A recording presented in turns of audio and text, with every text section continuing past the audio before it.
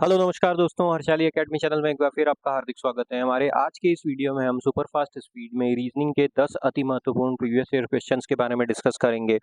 ये प्रश्न हमने एसएससी एमटीएस की 2022 की एग्जाम में से लिए हुए हैं। हम इस वीडियो में फास्ट स्पीड में बेसिक कॉन्सेप्ट के साथ साथ शॉर्ट ट्रिक्स भी डिस्कस करेंगे और कोशिश करेंगे कि ये वीडियो हमारा 9 से 10 मिनट में समाप्त हो जाए, ताकि आपको एक रियल एग्जाम लाइक एटमॉस्फेयर मिले और आप आने वाली परीक्षा में अच्छे से स्कोर कर पाएँ और अपने कीमती समय को परीक्षा के टाइम पे बचा पाएँ। आइए दोस्तों, हम शुरू करते हैं। हमारा जो पहला प्रश्न है वो हमारा सिलोजिज्म का प्रश्न है। हमसे क्या कहा गया है, स्टेटमेंट कौन-कौन से हैं और अब हम इन्हें वेन डायग्राम की हेल्प से हल करने की कोशिश करेंगे। नो बी इज एल, तो अब वेन डायग्राम कैसे बनेगा, ये बी का सर्कल हो जाएगा और no B is L, L का कोई कनेक्शन नहीं है तो ये एल का सर्कल हो जाएगा। नो सी इज बी, सी और बी का भी आपस में कोई कनेक्शन नहीं है तो मान लेते हैं ये सी का सर्कल है। अब कंक्लूजन कौन कौन से दिए हैं, सम एल आर सी, एल और सी का कोई कनेक्शन हो सकता है कि दोस्तों, नहीं हो सकता और कंक्लूजन एक सही नहीं हो सकता। Some B are C, B और सी का भी कोई कनेक्शन नहीं है तो ये भी गलत साबित हुआ। ऑप्शन नंबर एक, neither conclusion one not two follows, option number एक हमारा सही उत्तर होगा। हम बढ़ते हैं अगले प्रश्न की ओर।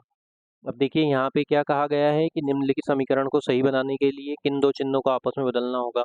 तो जब भी ऐसा प्रश्न आता है, हमें आमतौर पे हमारा जो उत्तर जल्दी से मिलता है वो डिवाइड के चिन्ह से मिलने की संभावना होती है।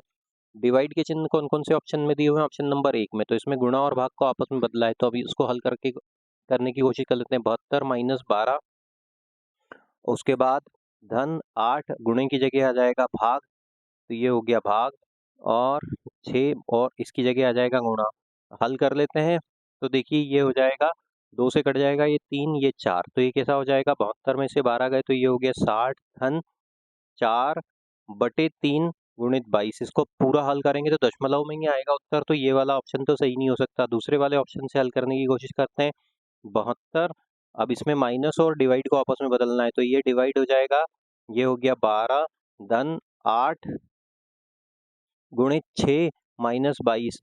अब बॉड में से हल कर लेते हैं, ये कट गया 6 बार, तो 6 धन 8 छंग कितना हो जाएगा 48 माइनस 22।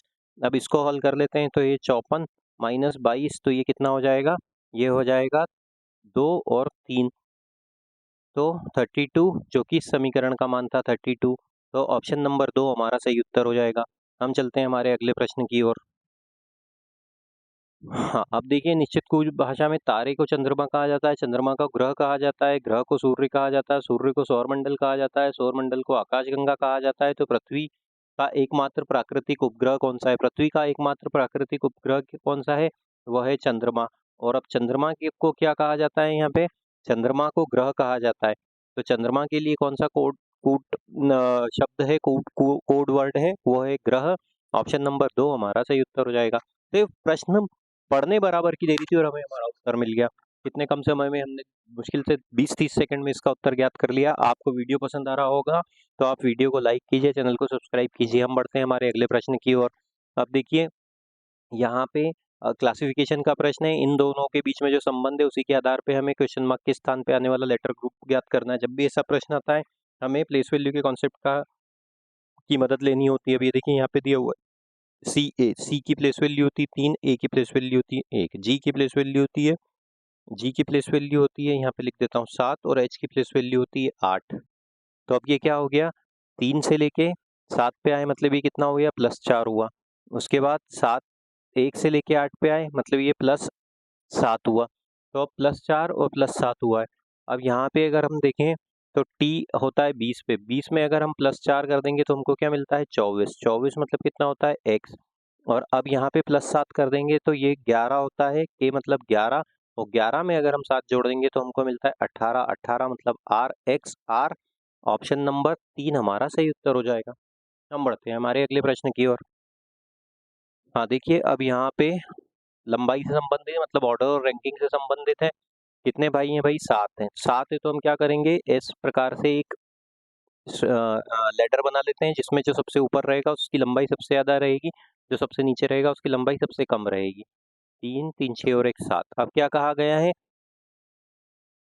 बंटी 7 भाइयों मन, बंटी, चिंटू, दीपक, ईशान, हरि और गोलू में बंटी केवल 4 अन्य भाइयों से लंबा है। बंटी तो बंटी का बी लिख लेते हैं। वो कितने लोगों से लंबा है? 4 से लंबा है। यहाँ पे आएगा बंटी, 4 उसके नीचे है, इसको मिटा देता हूँ मैं। उसके बाद देखिए उसके बाद में हमको क्या कहा गया है? उसके बाद में हमसे कहा गया है चिंटू दीपक से लंबा है, मतलब सी किससे लंबा है? दीपक से लंबा है। अमन हरी से लंबा है, अमन जो है वो हरी से लंबा है। उसके बाद क्या कहा गया है? ईशान केवल गोलू से लंबा है, जो सभी भाइयों में सबसे छोटा है। तो ईशान जो है वो हो गया ईशान यहाँ पे, और वो किससे लंबा है? गोलू से लंबा है, जो सभी भाइयों में सबसे छोटा है।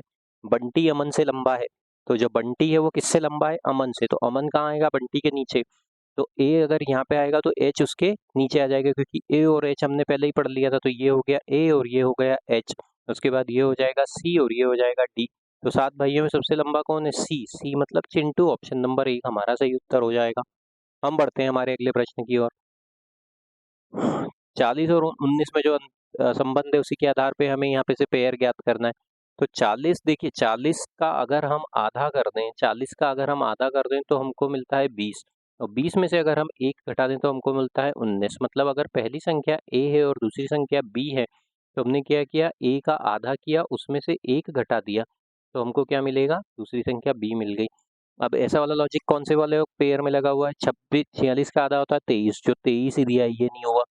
34 का आधा होता है 17, ये दिया हुआ है। 28 का आधा होता है 14, 14 में से 1 घटाने पे मिलता है 13। ऑप्शन नंबर 3 हमारा सही उत्तर हो जाएगा दोस्तों। आगे चलते हैं।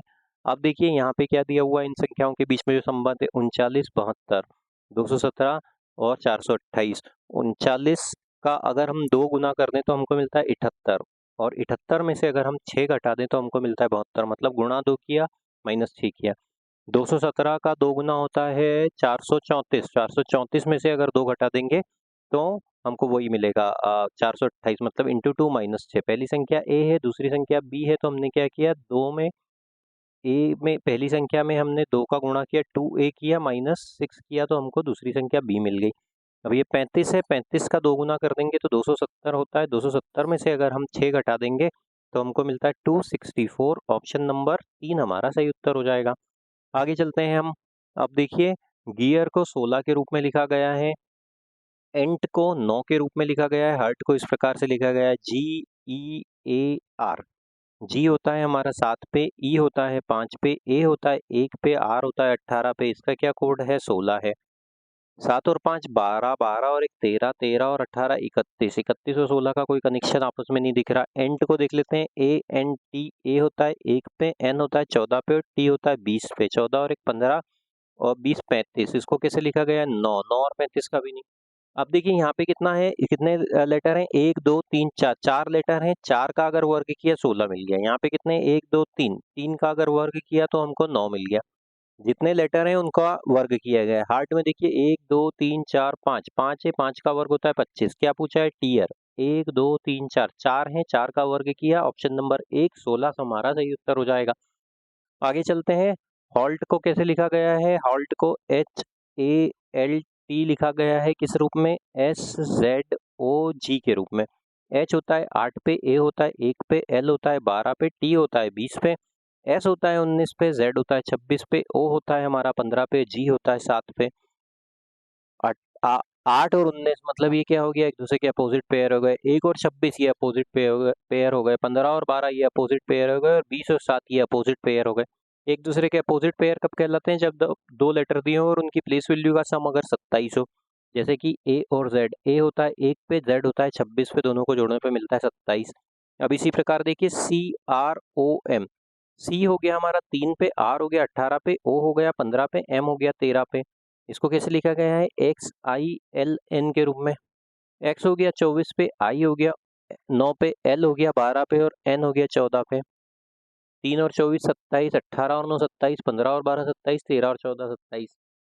पिगी को कैसे लिखा जाएगा? PIGY। P हो गया हमारा 16 पे, 16 में क्या जोड़ेंगे? 27 मिल जाए, 11 जोड़ना पड़ेगा। 11 मतलब कितना हो जाएगा? K।